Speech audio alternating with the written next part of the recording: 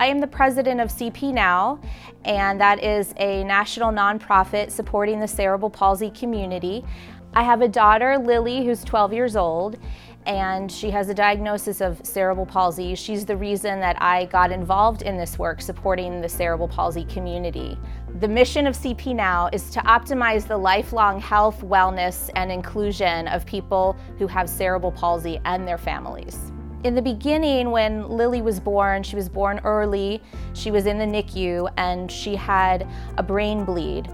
It was quite significant, and my husband Blake is a physician, so I was able to ask him questions at that time about what was happening and what to expect and what resources may be available. And what we found at that time was there wasn't much to give us insight into how to help Lily from that point on. And I was really rather shocked when I said, well, I asked my husband, what do they do for babies when they have a brain bleed? Something that's so acute and so frightening. And he said to me, they don't do anything. They just observe the child and see how things go. And I was so startled to hear that. That was the first time, or the first piece of information or insight I got about what kind of neglect or absence of support this community really has. When Lily was about 3 years old, I decided that I wanted to create a space for families and adults with cerebral palsy so that they could access reliable information, something that would help them better understand the symptoms that they were coping with. And I'm very pragmatic.